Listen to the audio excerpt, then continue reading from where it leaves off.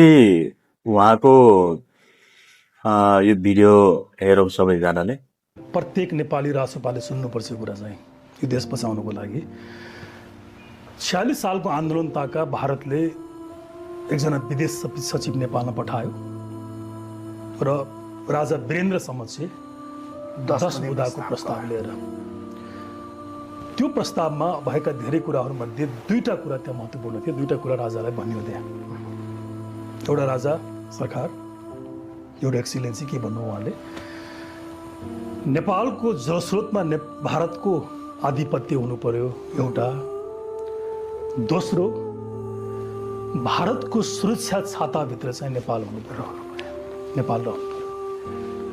यी दुईटा प्रस्ताव क्याटेगोरिकली भारतले आफ्नो विदेश सचिव मार्फत 2046 साल चैत 18 गते नारायण हेटीमा राजा वीरेन्द्रलाई भेट्न पठाएछ। उनले आन्दोलन चलिरहेको बेलामा नेपालको जलस्रोतमा हाम्रो आधिपत्य रहन दिनुस् र सुरक्षा हाम्रो सुरक्षा छातामा चाहिँ तपाईहरु आउनुस्।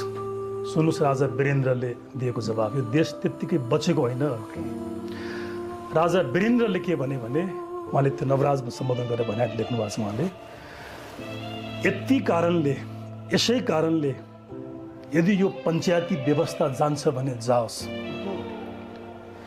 यसै कारणले यसका लागि मैले र मेरो पञ्चायती व्यवस्थाले बलि दिनुपर्छ भने पनि दिउँला, तर भारतको तपाईहरुको यो प्रस्ताव चाहिँ मैले स्वीकार गर्दैन।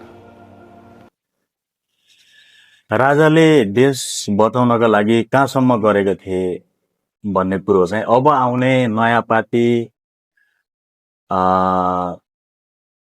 का साथीहरूले चाहिँ यो कुरालाई चाहिँ एकदम ध्यानमा राख्नुपर्छ। राजाले कसरी देश बचाएका थिए र कसरी देशलाई चाहिँ गद्दारी गर्न सक्दैन भन्ने कुरा राजाले सोच्थे, यो कुरा चाहिँ अब बन्न लागेको राष्ट्रिय स्वतन्त्र पार्टी राजसपाले चाहिँ एकदमै ध्यानमा राख्नुपर्छ यो कुरालाई चाहिँ। तपाईहरुलाई कस्तो लाग्छ? भिडियो लाइक, शेयर, कमेन्ट गरिदिनु होला अनि सब्स्क्राइब पनि गरिदिनु होला यदि युट्युबमा हेर्दै हुनुहुन्छ भने। धन्यवाद।